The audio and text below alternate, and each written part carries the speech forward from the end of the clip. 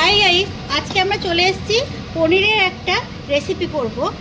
এটা পনির আর বাঙালি হিসাবে যে পনির মটরশুঁটি আলু দিয়ে করা হয় সেই পনিরের রেসিপি।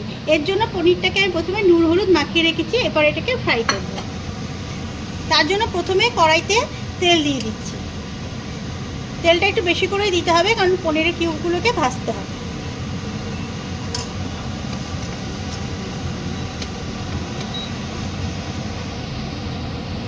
তেলটা গরম হয়ে গেছে, আমি এবার পনিরগুলো দিয়ে দেব ভাজার জন্য।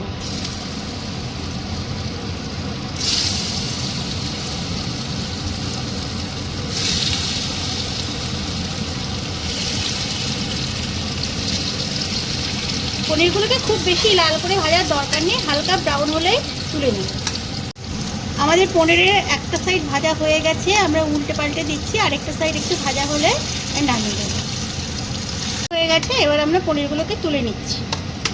এর জন্য ওই পনির ছাড়াও আমাদের লাগছে টমেটো, ক্যাপসিকাম, মটরশুঁটি, আলু আর আদা জিরে বাটা, আর কতগুলো শুকনো মশলা, যেমন হচ্ছে হলুদ গুঁড়ো, লঙ্কা গুঁড়ো, জিরে গুঁড়ো, ধনের গুঁড়ো আর কাশ্মীরি লঙ্কার গুঁড়ো।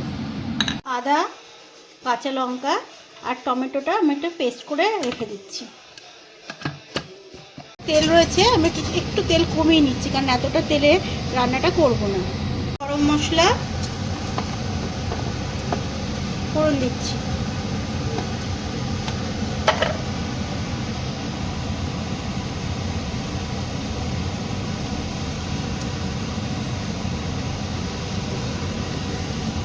আর একটু গোটা জিরে দিলাম। এর মধ্যে আলুটা দিয়ে দিচ্ছি। আলুটাকে আগে থেকে ডুমো ডুমো করে কেটে ধুয়ে রেখেছি।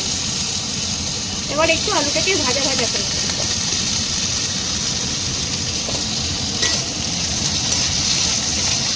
মটরশুঁটিগুলো দিয়ে দিচ্ছি।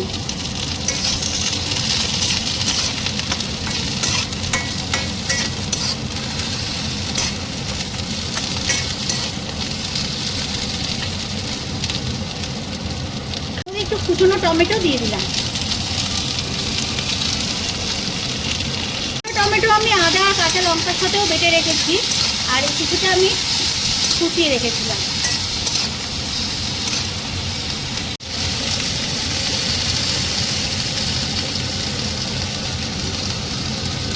প্রথমে দিলাম আদা কাঁচা লঙ্কা টমেটো বাটা।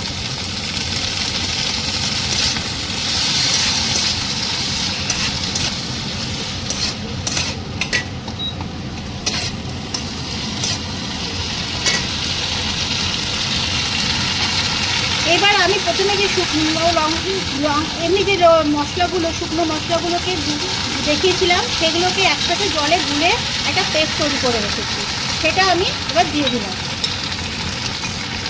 এর মধ্যে আছে জিরের গুঁড়ো, ধনের গুঁড়ো, হলুদ গুঁড়ো, শুকনো লঙ্কার গুঁড়ো এবং কাশ্মীরি লঙ্কার গুঁড়ো, যাতে রঙটা ভালো হয়। এবার ভালো করে মশলাটা কষাতে হবে। হয়ে গেছে একদম। এবার আমি এর মধ্যে ক্যাপসিকাম কুচনোটা দিয়ে দেবো। ক্যাপসিকামটা আগে দিইনি, কারণ তাহলে ক্যাপসিকামের ক্রাঞ্চিনেসটা চলে যাবে। এবার এর মধ্যে আমরা জলটা দিয়ে দিলাম।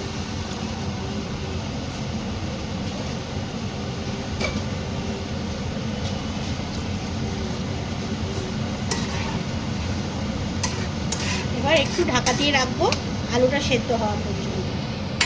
10 মিনিট হয়ে গেছে। এবার আমি ঢাকাটা খুলে এবার চেক করছি যে আলুটা সেদ্ধ হয়েছে কিনা। হ্যাঁ, আমার আলুটা একদম সেদ্ধ হয়ে গেছে।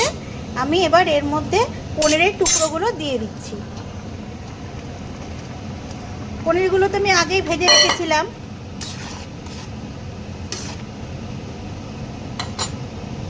এবার এর মধ্যে একটুখানি চিনি দিয়ে দিলাম।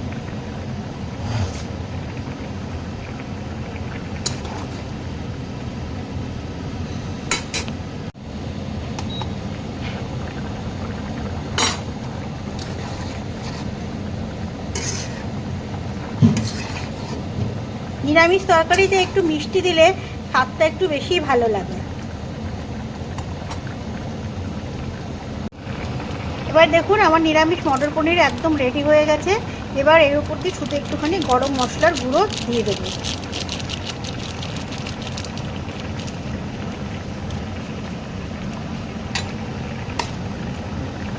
দিয়ে এটাকে একটু ঢাকা দিয়ে দেবো, দিয়ে একটুখানি স্ট্যান্ডিং টাইমে রেখে দেবো। আমার আলু মটর পনির একদম রেডি। এটা পুরো সম্পূর্ণ নিরামিষ দিনের জন্য করা, তাই জন্য এর মধ্যে আমি কোনো রকম পেঁয়াজ রসুনের ব্যবহার করিনি। এবার আমি এটা সার্ভ করে দেবো।